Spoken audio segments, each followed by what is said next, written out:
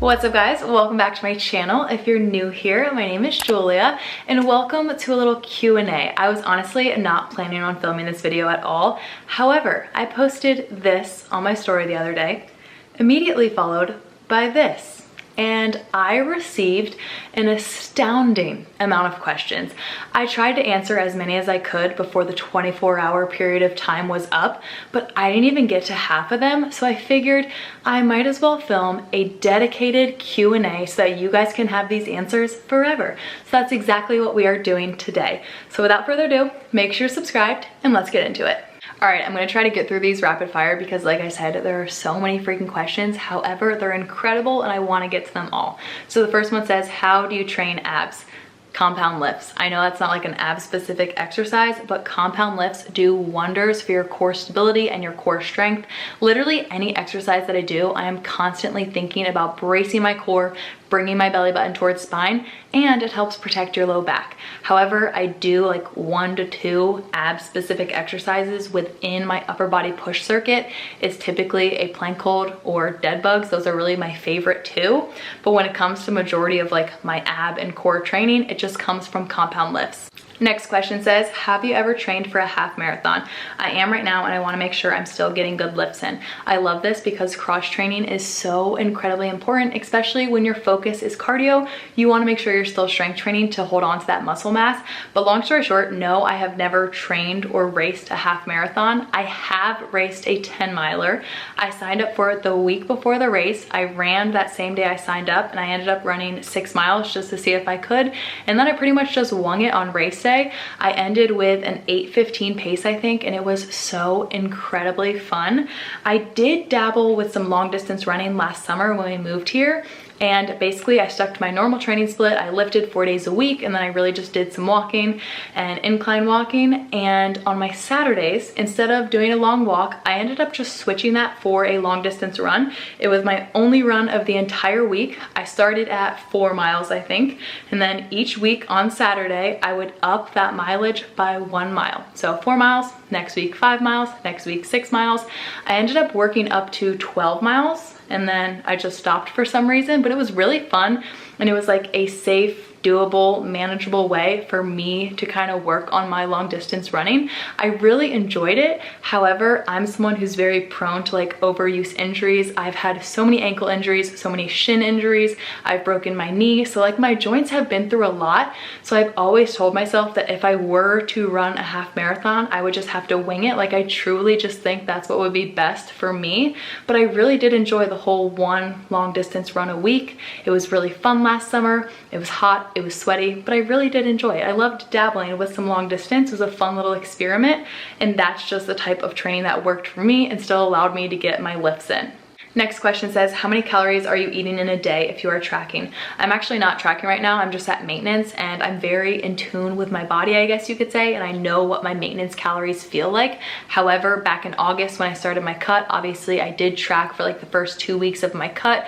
Then I kind of learned what my cut calories felt like, ate the next 10 weeks like that, and then once I was done my cut, I did track for a week or 2 as I was working back up through my reverse diet, bringing my calories back up. And then ever since I've been at maintenance, I've just kind of been chilling at maintenance. I will track like every few weeks for a day or so just to make sure I'm on track. But like I said, I know what my maintenance calories feel like. I know what my cut calories feel like. I'm very in tune with my body and I'm really good at listening to my body since I've been through so much trial and error and since I've been in the health and fitness space for so long. So I feel very fortunate that I'm very in tune with my body and I'm actually not tracking right now at all. All right, these next 2 questions are actually about my business. One says, if you do virtual training, what type of training is that? So my business is actually 100% virtual. I have virtual one-on-one clients, and then I have virtual personalized program clients. My virtual one-on-one clients is basically like your stereotypical personal trainer that you see in the gym. However, I'm not physically there, I'm electronically there. We meet virtually over FaceTime, and I take them through their exact workout. I program out all of their workouts for them. I'm there to watch their form, help them with their weight selection, and make sure they actually get that workout done. It's just virtually. And then my personalized program clients, those are people who are way more experienced in the gym. They know how to work out and they have really good form. They just don't know how to properly design their workouts. So that's what I'm there for. I write up their entire program so that they know exactly what to do when they get into the gym. And these programs are very personalized. They're personalized to their fitness level, the equipment they have access to, and their specific goals. So this way of training just helps them get to their goals so much faster. And I offer 6, 9, and 12-week programming. A lot of my clients who have been with me for long periods of time just get 12-week program after 12-week program after 12-week program because they keep seeing results and they keep wanting to get better, which this actually brings me right into the next question, which says, how much does it cost if you write someone a strength program? So when it comes to my programs, like I said, I offer 6, 9, and 12-week programs. And if someone just wants a strength program, I can make them just a strength program. I've actually made a just walking program, like whatever the client wants, whatever the client's goals are, I'm there to make that happen. So when it comes to the prices, the 6-week option is $300 right now. The 9-week option is $410 right now, and the 12-week option is $500. I am going to be raising prices soon just because demand is so high, but I absolutely love working with my personalized program clients. Like, nothing brings me more joy than designing the perfect program for someone to get them to their goals and then seeing them reach that goal. Like, it is just the most rewarding thing ever, but hopefully that helps answer the questions. All right, I know I'm talking too much because my camera battery just died and I had to switch it out. So rapid fire starts now. Next question says, what to do when you're sick? I was sick 2 weeks ago and now I'm sick again. Rest, fuel, hydrate. Those are my pieces of advice. Next one, is your only source of protein from food? No. While majority of my protein comes from whole foods, I always stress about getting your nutrients from whole foods. I do supplement with the Fairlife protein shakes. They taste delicious. They are 30 grams of protein, only 2 grams of sugar, and it's really hard to meet protein goals without having some type of supplementation, so those are my go-to. Next one says, what do you currently eat in a day? Funny, because I'm actually filming a full day of eating today. You guys would have already seen that video. Next one, can you share your calories and macros? I answered this in my calorie deficit video. I'm not gonna share those. I'm also not tracking right now, but it really wouldn't be helpful for me to share mine because it comes down to you finding yours, and it's gonna come with some trial and error and experimenting, and it comes with time, but my numbers wouldn't really mean anything to you because we are all so incredibly different. Next one, do you eat any protein bars? No. I don't eat any protein bars, haven't really found any that I love, and I prefer getting the rest of my protein from whole food sources and my Fairlife protein shakes. Next one says, where did you buy your shorts? They were the shorts in the picture that the question box was on, and if you know me, you probably already know that they were the Crazy Yoga mid-rise dolphin-lined feathery fit shorts. I wear them every single workout. I have 6 pair of them. I will have them linked down below. They're the best shorts in the entire world. And you can always use my code Julia Merwin for 20% off.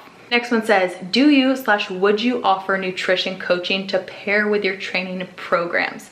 I am a NASM certified personal trainer. Legally, only registered dietitians can create meal plans and set macros.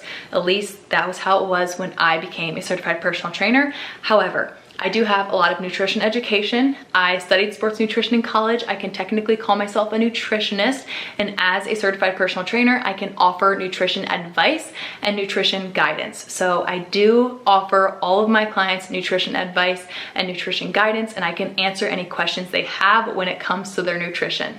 Next question says, best thigh workout. I'm assuming this means the fronts of your legs, aka your quads, and my favorite quad exercise would have to be barbell front squats. Next one, how do I change my figure? Strength training. Think about it.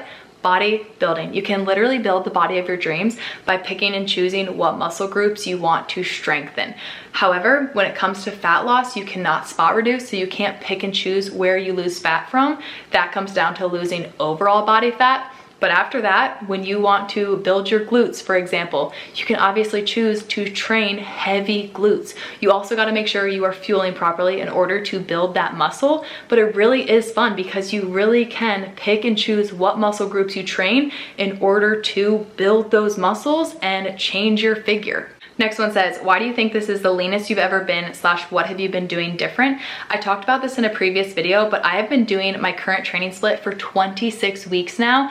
I don't see myself switching it up anytime soon. The biggest difference is that I don't do any HIIT, nothing super intense, and I don't do any super intense cardio. Like I said, I dabbled with long distance running last summer. I don't do that anymore. If I do run, it's 2 to 3 miles max, maybe once or twice a month. I really just stick to my 4 lifts each week and then some low intensity steady state cardio through walking and incline walking. That's it. Going along with that, this next question says, how are you eating more carbs, resting more, and still leaning out? Basically, I come from a very different health and fitness journey than majority of people. I was a collegiate athlete. I was a gymnast my entire life. I was extremely active, high physicality up until age 22. I'm still very active. I'm still very fit. I still eat very healthy. However, my body has had to kind of adapt to my new reality, my new lifestyle. So back then when I did gymnastics, my body was extremely efficient for gymnastics. When I all of a sudden stopped and I have this new normal, my body needed to adjust and kind of adapt to my new normal. And I think it has finally become so incredibly efficient for this stage in my life, and I have really learned how important rest is, and it has just made such a big difference. I think once I stopped doing gymnastics, I was still trying to do so much and my body was just done with it. I was burnt out from so much high intensity stuff, and through a lot of trial and error and trying different splits, I have finally found the perfect training split for me and for my body, and I feel like my body is just finally at this point where it is thriving, and it is just loving my 4 lifts a week with my low intensity steady state cardio, plenty of rest, and really focusing on fueling my body. So like everything in health and fitness, it's gonna come with a lot of time and a lot of trial and error, and this is just what works best for me. I'm literally about to hop on back-to-back client sessions, so I may have to finish this up in 2 hours. But next question says, do you struggle with cellulite? Fortunately, no, I do not struggle with cellulite yet. However, it's completely normal, and I'm sure I might sometime in the future, but I think because of my muscle mass, I don't right now. Next question, does cardio or strength training make you lose weight faster? If you want to lose weight, you need to be in a calorie deficit. However, cardio might burn more calories per hour than strength training does, but strength training has a way higher adaptive effect on your body than cardio does. So when you're doing lots of cardio and just cardio, your body ends up learning that it doesn't need to hang on to all that muscle. So it'll end up burning your muscle, holding on to fat, and making your body more efficient for cardio. But when you're strength training, your body learns that it needs that muscle mass. And hopefully, if you learned anything from my YouTube videos, the more muscle mass you have on your body, the faster your metabolism is, the more calories your body burns at rest. So that is why strength training is always gonna be the most bang for your buck. You're gonna hold on to that muscle mass, you're gonna burn your fat mass, and you're just gonna be a more efficient human, and you're gonna have a way faster metabolism. And yes, you can supplement with some cardio to kind of aid in that weight loss, but I always suggest going the strength training route. Next question says, where do you buy your weights from? Pretty much all of the equipment in my garage gym is from Rep Fitness. I love them because everything ships for free. I'll have them linked down below. The best equipment ever. I'm so freaking pleased with my purchases. Next one, how do you determine your rest days? They're built in. Like I said, lots of trial and error. I know my body. I have one built in every single Wednesday and Saturday. Those would be my active rest, active recovery days. And then Sunday is my true rest day. I also just love resting on Sundays, you know? It's just the perfect day for it. Next one says, how do you determine accurate calories / macros for yourself when cutting? I talked about this in my calorie deficit video. I always advise my clients on tracking their normal eating for 1 to 2 weeks, weighing themselves before, weighing themselves after. If their weight pretty much stayed the same, there's a good chance that those are their maintenance calories. And then since my clients are also getting a training program while being my client, I usually just have them cut 200 to 300 calories less than their maintenance for their calorie deficit calories. A good rule of thumb is 200 to 500, but like I said, since I know they're getting their training in too, I always go with the lower end, 200 to 300 calorie deficit, eat at that deficit for usually about 12 weeks and kind of see what happens from there. It does come down to trial and error, like everything in health and fitness. So some clients don't need that big of a calorie deficit. Some need a little bit bigger of a calorie deficit. It just really comes down to that individual. But I always advise them on finding their maintenance first and then a small cut from there and kind of see how that goes. Next one, any foods that you are currently cutting out of your diet? You look amazing. Thank you. No, I really eat whatever the heck I want. There were times in my life where I would try to cut gluten or dairy, mainly to clear up this skin disease that I have, but nothing worked. So I really just eat very intuitively. I eat whatever I want. I'm Italian, so loads of bread, loads of pasta. I love ice cream, love desserts. It's all about balance, people. 80-20 rule, I will always live by that. Next one says, do you ever hit biceps? No. Fridays are my pull days, so technically it's supposed to be back and biceps. However, I really just hit all back.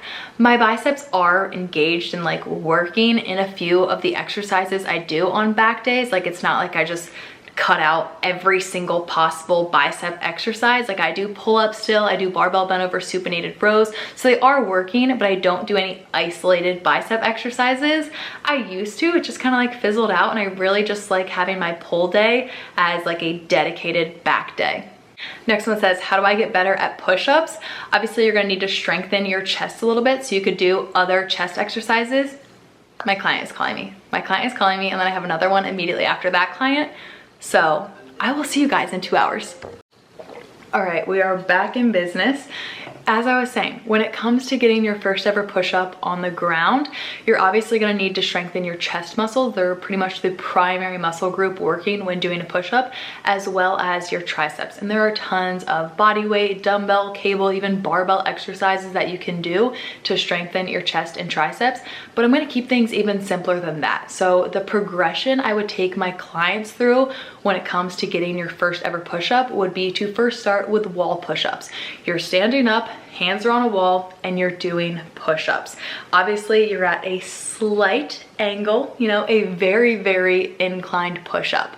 And then as time goes on, as that gets easier and easier and you put in the practice, lots of repetition, lots of work at that wall push-up, then we can take it down to maybe putting your hands on a table, and then eventually hands on a chair or hands on a bench. You could even do a kneeling push-up with your hands on a bench, and then move to a kneeling push-up with your hands on the ground, and then eventually a full push-up with toes on the ground, hands on the ground, straight body line, full reps. It's gonna take a lot of time. It's gonna take a lot of practice, a lot of repetition, but if you're staying consistent and working on slowly decreasing that incline over time, getting your body more and more horizontal, you will get that full push-up. All right, next question says, how much has your body fat percentage changed during the past 25 weeks doing your training split? And I honestly can't give you a number because I have no idea. I didn't measure my body composition at the start of this training split. Haven't measured it recently. I haven't measured my body composition since February of 2022 when I lived in Pittsburgh and we had an InBody scanner at our F45 studio, but I don't have an InBody scanner down here or a bod pod or any accurate body composition tester. So I've just been going based off of my progress photos. When I started this training split 26 weeks ago now, at this point, I told myself to be super consistent when it comes to taking my progress photos and keeping track of my progress in terms of like how much weight I was lifting and stuff like that. And I knew it would help me stay more consistent and like dedicated to the process. And I am so freaking glad I took those progress photos, because looking at them, it is just wildly different. Comparing my initial ones to my most recent ones, like you can tell my body composition is drastically different. And I really haven't lost that much weight, but my muscle to fat ratio has definitely changed a ton. I'm looking leaner and like more shredded than ever.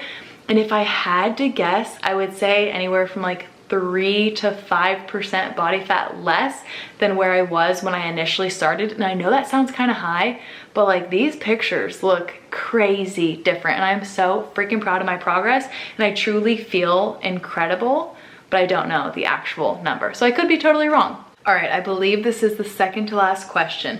It says, do you use an app to track macros? Like I said, I'm currently not tracking. I'm just chilling at maintenance. But when I do track, I just use MyFitnessPal. It's super simple, very easy to use, and it's a free app. However, I do not use the calories and the macro split that it sets for me, because you can like put in a goal and it can set some, but I don't use those, not even close. I've gone through so much trial and error. I've experimented a ton with different calories, different macro splits, and I have found what works best for me. So I enter my goals myself when I am tracking, and I usually only track at the very start of like a new phase. So if I'm going into a cut phase, or if I'm starting my reverse diet, or like my first few weeks back at maintenance, I'll really just track for about a week or two and make sure I'm eating enough.